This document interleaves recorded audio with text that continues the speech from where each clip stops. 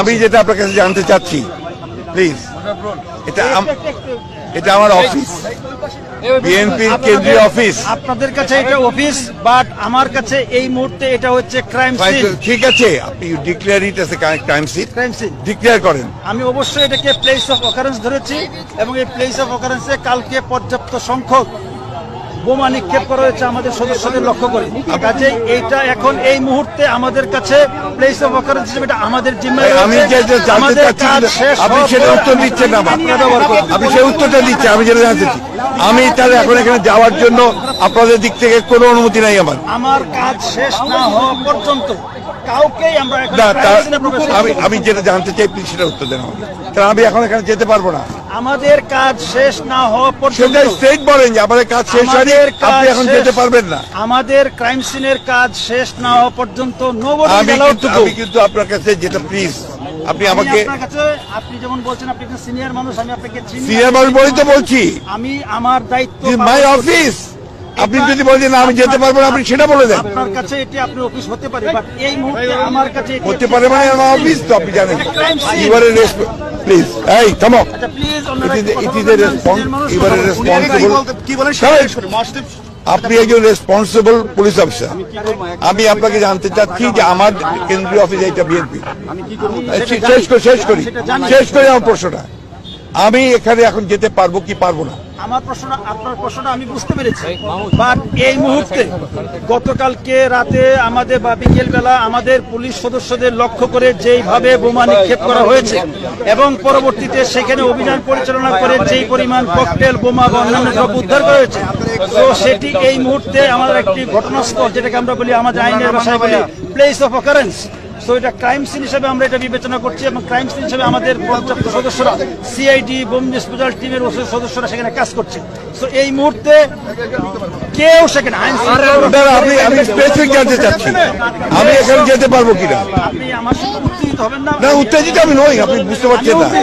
আমি আপনার যাচ্ছি যে আপনি স্পেসিফিক আমাকে বলবেন ক্রাইম সিনের কাজ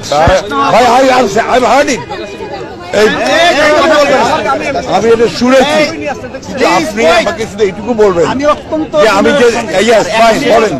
বিনয়ের সঙ্গে বলবো, ক্রাইম সিনের কাজ শেষ না হওয়া পর্যন্ত এইখানে কেউ অ্যালাউড না, nobody is allowed to go. ঠিক আছে, শুনেন, এখানে আপনার আমি যেটা জানতে চাইছি আপনার কাছে, আমি তো কেউ না, আমি একজন বিশিষ্ট এই দলের মহাসচিব। এটা আমার অফিস, কেন্দ্রীয় অফিস, এটা আমাদের প্রপার্টি। অবশ্যই আমরা অস্বীকার করছি না। আপনি শোনেন আমার কথা, আগে শোনেন। আপনি কিন্তু পলিটিক্যাল লিডারের মতো কথা বলছেন। আমি একদম ওইভাবে কথা বলছি ঠান্ডা মাথায়। আমার প্রশ্নের উত্তরটা আপনি দেবেন, বাস হয়ে গেল। আমি এখানে being the secretary general of the party, আমি এখন এখানে অ্যালাউড কিনা? আমাদের ক্রাইম সিনের কাজ শেষ না হওয়া পর্যন্ত nobody is allowed to enter into the party. Fine, that's all, thank you very much. এখন আপনারা শুনেন, আর জানেন স্যার স্যার আলমগীর ভাই, আপনারা বুঝতে পেরেছেন আই ওয়াজ নট অ্যালাউড। আমাকে, আমি পার্টির মহাসচিব, আমাকে আমার পার্টি অফিসে যেতে দেওয়া হলো না এবং তারা যে কথাগুলো বলছে সর্বত্র মিথ্যা। আমাদের ওখানে কোনো আপনার বিস্ফোরক ছিল না, নাথিং ওয়াজ দেয়ার, এবং তারা নিজেরা ক্যারি করেছে কালকে রাত্রে ব্যাগে করে। আপনারা সেগুলো দেখেছেন মিডিয়া করে। এখন তারা বলছে সবকিছু তারা দিয়েছে, আপনার কোনো বোমা মাত্র বলা নেই, কোথাও কেউ করে নেই, না, নবডি ডিড। এবং আমরা এটা সম্পূর্ণভাবে একটা চক্রান্ত পরিকল্পনা প্লট করে বিএনপিকে মেলাইন করার জন্য আমাদের 10 তারিখের যে শান্তিপূর্ণ সমাবেশ, সেই সমাবেশকে পুরোপুরি নস্যাৎ করে দেওয়ার জন্য এটা সরকারের হীন পরিকল্পনা, চক্রান্ত, গণতন্ত্রকে ধ্বংস করবার জন্য, মানুষের অধিকারকে ধ্বংস করার জন্য। আমার রাজনৈতিক দল হিসেবে আমার নিজের অফিসে যাওয়ার যদি আমি যেতে না পারি, তাহলে কি করে একজন রাজনৈতিক দলের নেতার কর্মীরা তারা কাজ করবে?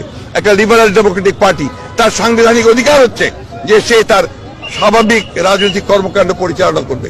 এখন একজন মহাসচিব সেটা অফিসেই যেতে না পারে, তাহলে কি অবস্থায় আপনারা আছে? এই কথা বলবেন আপনারা, যদি না পারে তাহলে এটা সম্ভব না। এখানে গণতন্ত্র তো দূরের কথা, এখানে মানুষ একটা সভ্য সামাজিক মুক্ত দেশে বাস করছে না, এটাই প্রমাণিত হচ্ছে।